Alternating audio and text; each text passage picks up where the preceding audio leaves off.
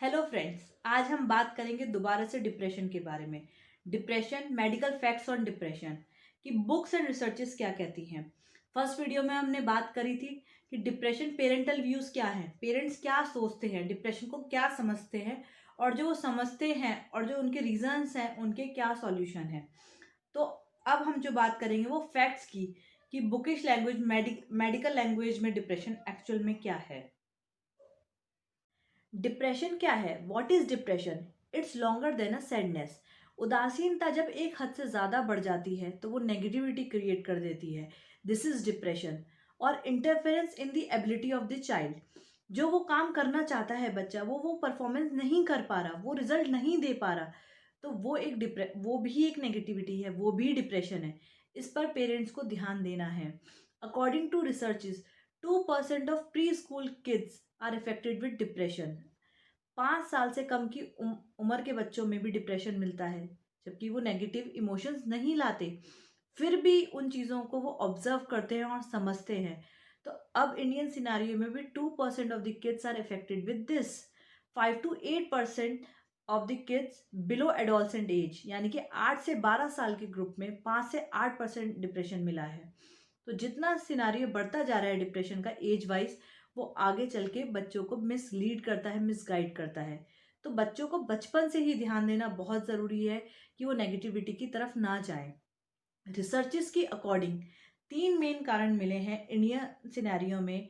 3 main कारण हैं जो हमारे डिप्रेशन की तरफ करते हैं। पहली चीज़, सिंगल पेरेंट। आज के सिनेरियो में डाइवोर्स रेट बहुत बढ़ चुका है, इसलिए सिंगल पेरेंट्स बहुत हैं और उनके बच्चे डिप्रेशन मोड में जाते हैं। वो एडजस्ट नहीं कर पाते इन्वायरमेंट के साथ। सडनली ये चीज़ क्या हुई? तो 16% of the cases are found with a single parent child. वो बच्चे डिप्रेसिव मोड में होते हैं।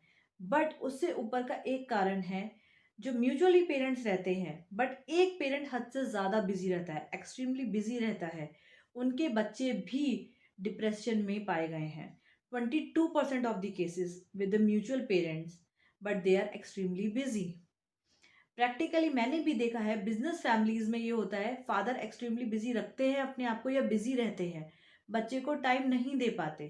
तो बच्चा अपने मूड स्विंग्स को मैनेज नहीं कर पाता। अगर वो सपोज मदर से नाराज है या माँ से बात नहीं कर पाया किसी दिन, तो उसके लिए पेरेंट फादर तो अवेलेबल ही नहीं है।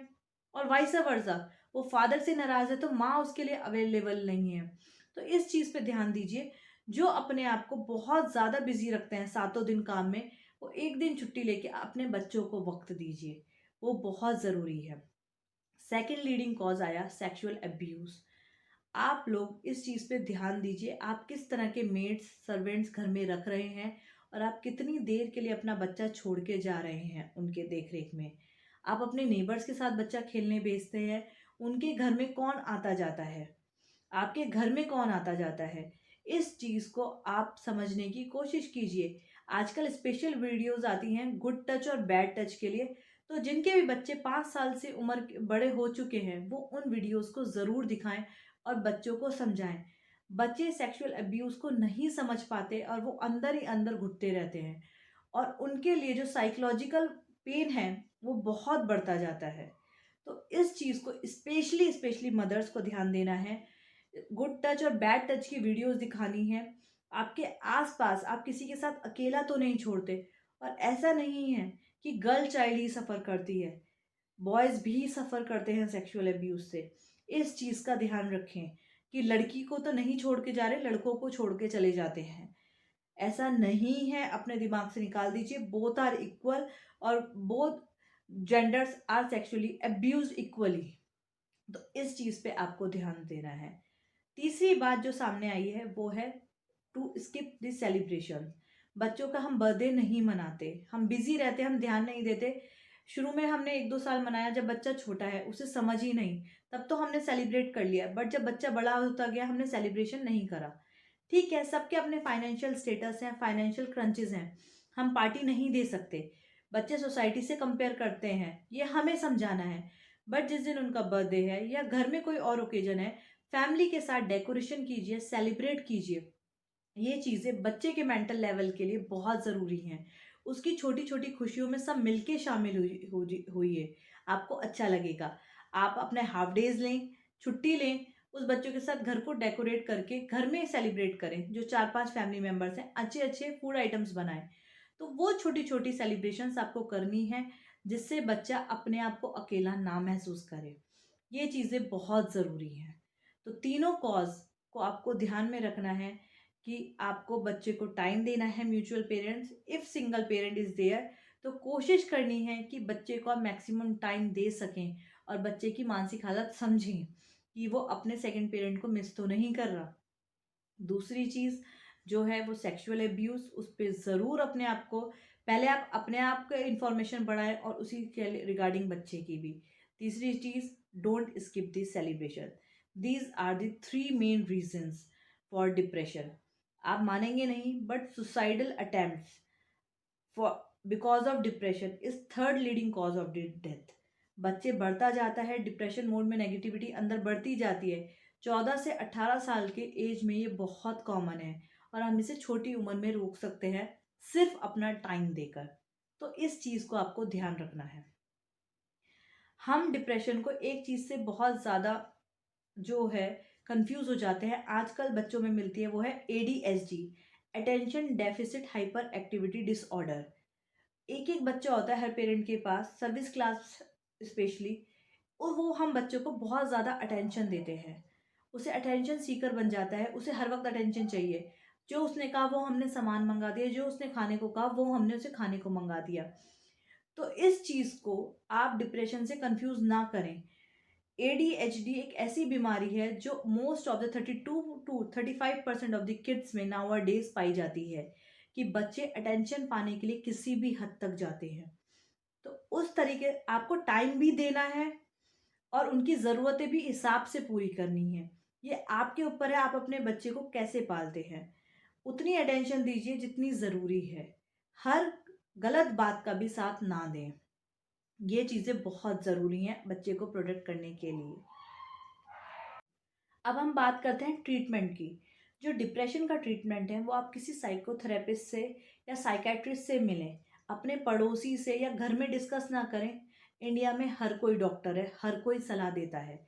अगर आप दोनों मदर फादर मिलके उस चीज़ को सॉल्व नहीं कर पा रहे हैं, तो इस चीज़ में हिचके ना कि हमें साइकेट्रिस्ट से मिलना है या हमें साइकोथेरेपिस्ट से मिलना है। हमें कोई उसकी थेरेपी करवानी है। इस चीज़ को खुलकर बात करने से ही बात होगी। आस-पड़ोस में सब आपको ये करना होगा, ये हो गया, ब्लैक मैजिक, बहुत कुछ है सुपरस्टिशियस में। उस चीज़ों को ना सुनें।